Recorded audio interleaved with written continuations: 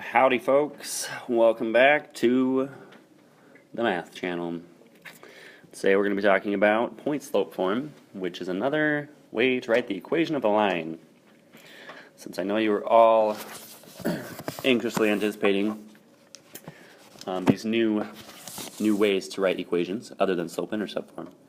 So today is the day that I will show you how. Alright, so it says you've learned how to write an equation of a line by using its y-intercept. In this lesson you will learn to write an equation without the y-intercept. So there's lots of times when we're given some information that does not include the y-intercept. So in this case we use what we call point-slope form to find the line. So in point-slope form, this is best used when you have a point and a slope. That's why it's called point slope. So a point meaning something like x1 comma y1, and then the slope again is just m. So your equation looks like this. So we have y minus y1, and this is just going to be your y coordinate. Then m equals m, which is our slope, and then x minus x1. So this is going to be your x coordinate of the point. Okay. So when it says x1 comma y1, it's your x coordinate, and then your y, oops, not two x's, and y1. Okay, that's just the point that it gives you. So it could be like 0, 5, it could be 3, 7, whatever. That's just some given point. Okay, and then y and x, this y and this x, those are your variables, so those don't change. We're not going to plug anything in for y and x, only for y1 and x1. Okay, don't get confused about that. Here we go. Let's try the next one. Okay, so this one says a line passes through the point, negative 3, 6. So there's our point, and has slope negative 5. What is the equation? So remember, our equation is y minus y1 equals m x minus x1. This is point slope form. Okay, so I'm going to plug in negative 3. That's my x value, so that's going to go into x1 right there. 6 goes into y1 because that's our y value. And then our slope is negative 5, so it goes right there. And then we just fill in our numbers. So y minus y1, which is 6, equals m, which is negative 5, parentheses, x minus x1, which is negative 3, minus negative becomes plus 3. So notice that in this, the sign, the minus and the plus, those are always opposite of what the point is. So if the point is negative 3, it's going to be a positive sign. If the point is positive 6, it's going to be a minus sign on the y. Okay? And this is just going to be the equation, and we leave it like that. Alright, so I want you to go ahead and try writing this one. I'm going to pause this in 3, 2, 1. Pause. Alright, so when you write this one, it should be y minus, actually y plus 4, because it's a negative 4 there, equals 2/3 x minus 8. It's positive 8, so it's going to be minus 8. Those are always opposites, remember. Okay, so hopefully you got that. Onward we go. Now it says, what is the graph? So it's giving us the equation, wants us to find the graph, or to make a graph. So when we were doing slope-intercept form, we would start at the y-intercept and then use the slope to get to the next point. This one we're going to start at our point, so we got to figure out what that point is first. So remember, this one is y1, this is x1. And because they're both subtraction, this is minus, that's minus, both of our coordinates are going to be positive. So my x is going to be this 2 right there, and my y is going to be the negative, or the 1, positive 1. Okay, so I'm going to start at that point, and then I'm going to use my slope, which is this m right here, to get to my next point. So let's graph. 1, 2, 3, 4, 5, whoops.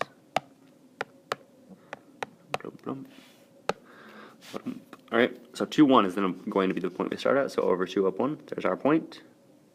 Then 2/3, so remember, rise over run, so rise 2, run 3, so I'm going to count up 1, 2, over 1, 2, oh, I ran out of room, 3. You can also go down 2, and back 3, 1, 2, 3. Okay, and if your graph is proportional, then they should all form a straight line. You know, I feel like I went right through the middle of those pretty well, so we'll call that a win for me. But that's what your graph should look like. So you start at the point, then use the slope to get to the next. point, whichever way you want to go. Alrighty. Alright, so you can pause this and try this one, and I'll graph it on here. So pause in 3, 2, 1, pause. Welcome back. So you can see here our point should be 4, -7, because this is a positive 4. Or I mean, well, it's a -4 here, so it turns into a positive. This is a +7, so it's going to be a -7, because y minus -7 turns into y plus 7. So I start down here at 4, -7. Then I rose. So really, I don't want to go down 5, because I'm going to run off my screen here, which is not good. So I'm going to go up 4. I went up 4, 1, 2, 3, 4, and back 5. Notice how my slope is still negative, because I'm going down. Okay? So again, make sure your slope matches the line. And then you won't have any issues about whether you went the right direction or not. Just know that your rise is 4, your run is 5. Alright, now we're given this graph, and it says use the 2 points to write the equation.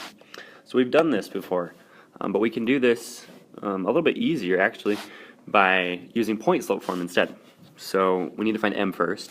So if it's giving you a graph, it's pretty easy just to count. So I'm going to do rise over run. So m equals, and this should be a positive because it's going up. So I'm going to start here. We go up 1, 2, 3, 4, 5, 6, 7. So my rise is 7. My run is 1, 2, 3, 7/3. That doesn't simplify, so we'll leave it like that.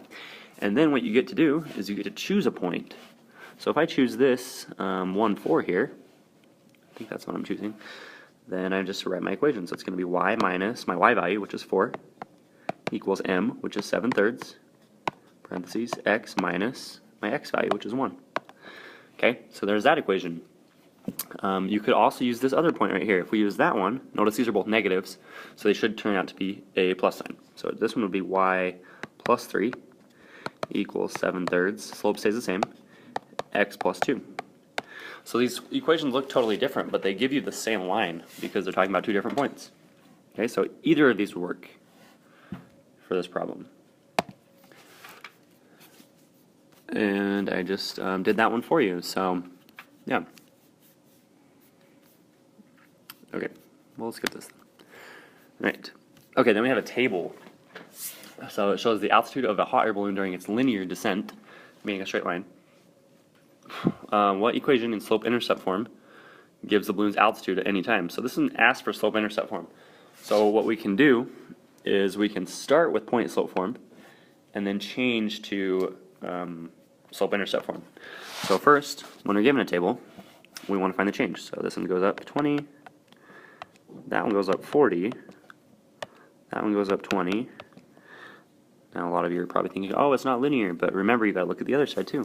So this one goes down 50, this one goes down 100, this one goes down 50. So our rate of change, remember, we're going to do y divided by x. So this one would be 50 over 20, negative. This one would be negative 100 over 40, and then negative 50 over 20 again. So actually these all come out to be the same thing, which is 5 halves, or 2.5. Negative 2.5. Okay, so that's your slope.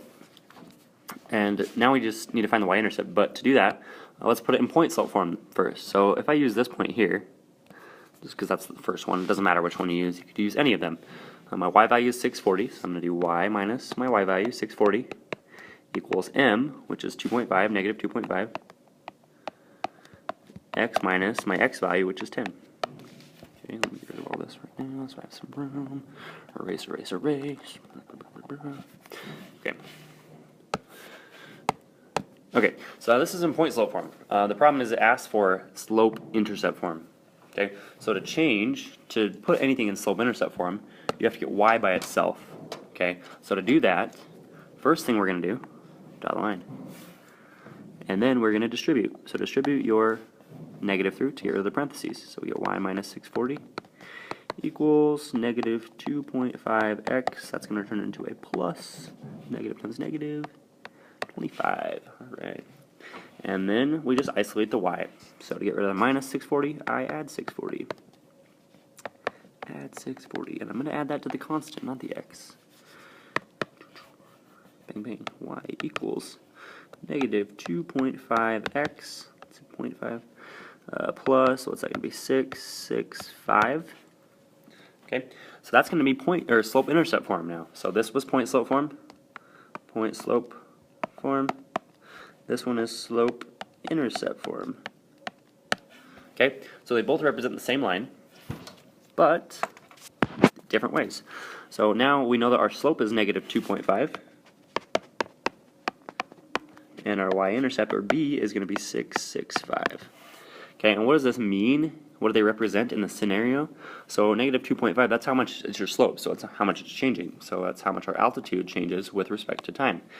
So every second, because time is in seconds here, our altitude drops 2.5 feet. That's what that's, or 2.5 meters.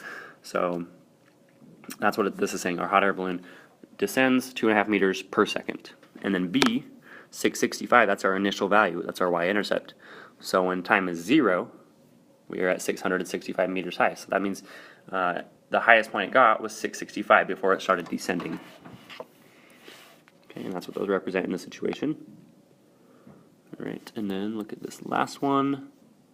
I'm going to let you go ahead and read this and try it. See if you can write the equation in point-slope form. And also then part B here says write it in slope-intercept form. So see if you can do both of those. I'll pause this, and then we will reconvene shortly. Sorry, pause this in 3, 2, 1. Pause. Alrighty, here we are again. Okay, so I just used this first point here to write my point-slope form, which is this one. If you wanted to use a different point, you would just replace this guy right here and this guy right here with whatever x and y you chose. Okay, but any of those points work. And then when you solve it, no matter what points you use, you should still come out to have y equals 250x plus 2820. So that tells us that our slope, this is in slope-intercept form now, so our slope here is 250, our y-intercept is 2820. So in this situation, the slope represents the water in a tank, the volume of water in the tank after some certain amount of time. So this is saying that it increases 250 gallons per hour. Okay, gallons per hour. Okay, y divided by x.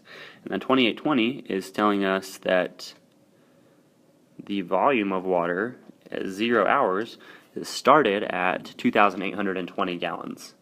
So before they started putting more water in, yes, before they started pouring more water in, there was already 2,820 gallons of water in the tank.